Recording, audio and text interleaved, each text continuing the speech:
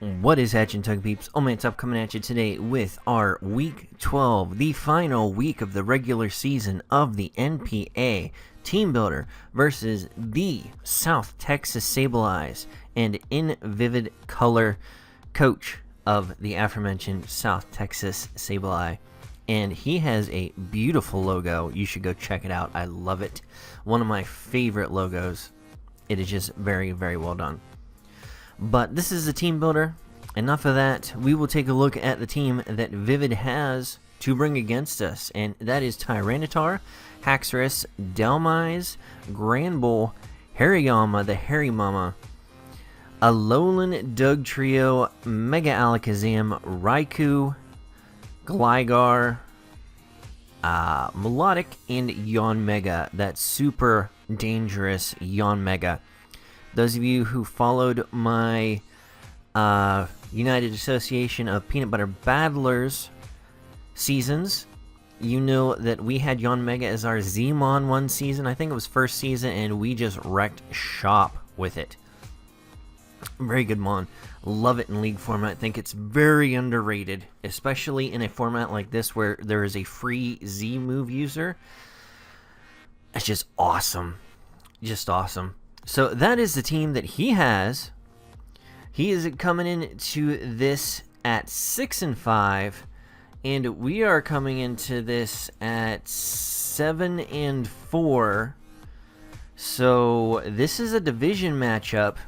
It's very important as far as the playoffs are going because it's looking like both of us will likely make the playoffs.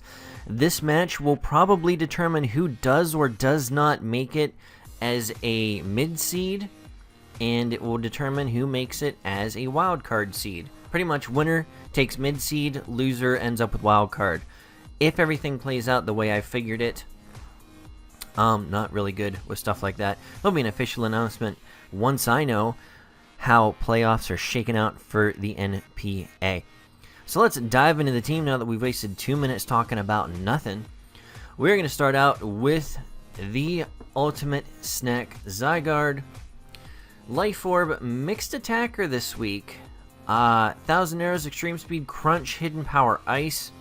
He's got that Gligar, and if he knows anything about me, he should know that I struggle against Gligar. I don't know why, I can just never seem to kill that thing when I play against it. It does not like me at all. So, definitely need that Hidden Power Ice in our back pocket. It's very helpful for things such as Delmise also and Haxorus, since we aren't bringing a Dragon type attack. But he doesn't have a terrible load of 1,000 arrow switch-ins. I mean, he could bring in Delmise and we just crunch its face. And yeah, aside from that, there isn't a lot. Yanmega, I believe, resists even after it's knocked down. Because bug resists ground, right? Or is it the other way around? I always screw that up. But one way or the other, Hidden Power Ice hits it regardless. So that's what we got.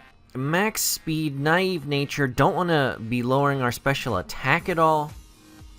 For the aforementioned reasons. We got the Life Orb. So that's what we're rocking. Extreme Speed. Very important this match because we aren't running Dragon Dance, which makes me a little sad. But I think we really needed the coverage against this team.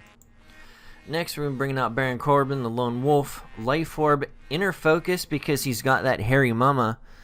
And if he brings it, I fully expect it to be a priority user, namely Fake Out and Bullet Punch because of the composition of our team.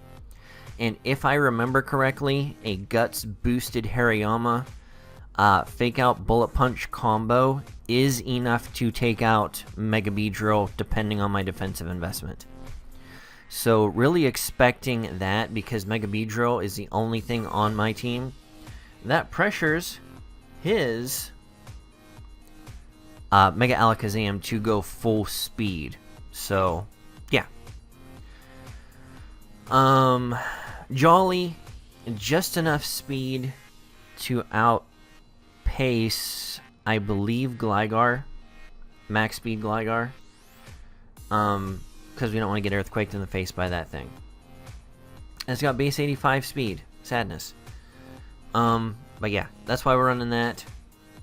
Max attack, the rest of investment just thrown to bulk it up as much as possible. Swords Dance, Ice Punch, Close Combat, Extreme Speed. Once his Extreme Speed resist goes down, his two being Delmise and Alolan Doug Trio, Tyranitar doesn't want to come into a close combat. We outpace it anyways. But once those two go down, a Swords Dance boosted Life Orb Extreme Speed does tons of damage across his team, especially late game. So that's what we got coming in. Again, we need the Ice Punch in the event of Gligar. It also helps us a lot against Haxorus, should it come down to that. So yeah. Next, we got the big meaty claws. Bringing back Lurantis with Contrary. We definitely have to be mindful of the fact that he has Delmise, and should he bring it, that is why we are rocking the Superpower knockoff combo. I'm sure he's done his homework and knows I pretty much Superpower right out the gate, so we will fully expect, should he bring the Delmise, that to be the switch in and to just knock off for days. But aside from that, we have Leaf Blade and Synthesis, does a pretty decent amount of damage across his team. Pretty sure it neutral attacks everything across the board, if not super effective. So that is bueno. We are doing a little bit of speed.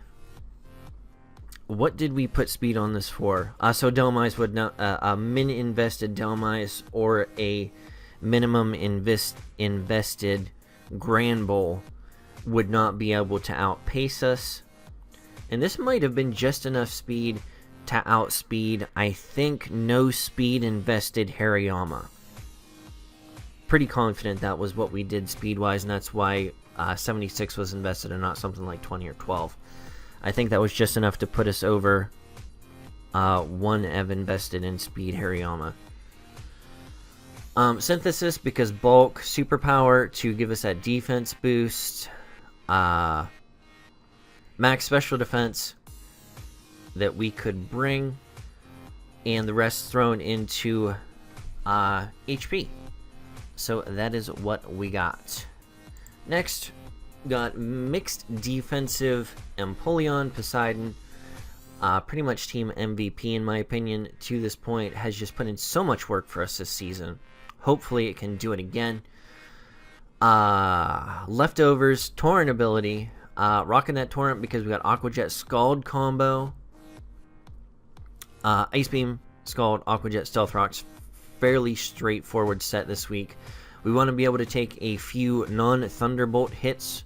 No. That's a different match. That's a different match I'm prepping for with half the same team. Jeez. This was a week where two of the leagues I'm in overlapped, and my NPA team and my NSTL team have similar components because I was so successful with the NPA team this season that I drafted very similarly there. And this week overlapped a lot of my prep for things, so you guys will understand once the video gets posted for that. But anyways, yeah, I completely threw myself off there. We need special defense in order to take some hits from Mega Alakazam. And we also need the defense to be able to come in and take some physical hits that are not super effective from the likes of the other things on his team. Like Stuff and Things. This is one of our solid stops to most variants of Yanmega. We also have Zapdos with us for that, but you'll see that in a minute. This just comes in and stands in the way of a few things. It switches in on a lot of attacks at some of the other things. Just coverage. And we're running min speed this week. It really doesn't affect us one way or the other, because the things that are going to outspeed us are probably going to outspeed us anyways. So yeah. Next we got Big Burb. And you can see Big Burb is level 100 because I'm hoping that fixes some of the issues we've been having with Hidden Power. Because we're rocking that Hidden Power Ice again this week. Big Burb leftovers. bulky, speedy variant this week with attack. So it's one of our more unique investment in Zapdos this week, but this leads against a lot of his team. So yeah, that's what we got. Static ability, because static is always nice. Should he bring Hariyama, which I'm fairly confident he will, because it's good against a lot of our team, and it's just so thick. We will be running this should he bring Hariyama, because I fully expect that to be his lead, unless he's just bringing some random Sashmon, possibly a Alolan Doug trio. But regardless of that fact, this is probably going to be our lead, just because it's most expendable across the board, in my opinion. Thunderbolt, Hidden Power, Ice, Defog, and Roost. Nothing on our team really suffers from rocks, aside from Big Burb. So that is more self-preservation than anything. Want to be able to take one big hit from Mega Alakazam. We definitely need this to be able to be a switch-in for Raikou, should it be brought. And we want to be able to take those Yanmega and Melodic hits with relative ease. So that's why we have more special defense invested this week. Again, this in conjunction with Poseidon and Big Meaty Claw. I mean, granted, this was just brought to give us better coverage switch-ins for the team. Really had thought about running U-turn or Volt Switch, possibly instead of Defog or Thunderbolt, but I like the set we have, and I think its usefulness spreads well across his team. Near max speed, uninvested, because he doesn't have any base 100s. He does have Haxorus, though. I don't think we quite... Do we outspeed Haxorus with this set, or is it the next thing on his team? Either Haxorus or Yanmega we pair speed-wise with. So that is what we did. So yeah. Last but not least, we have the Beyonce, Aromatisse, Leftovers, Aurora Veil. Aroma Veil, goodness gracious. Moonblast, Wish, Protect, Calm Mind. He has one solo Moonblast Resist, and that is Alolan Doug trio.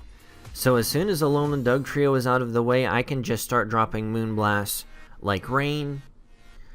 Wish Protect combo to keep us healthy. Max defense, max HP, with the odd amount thrown into special defense.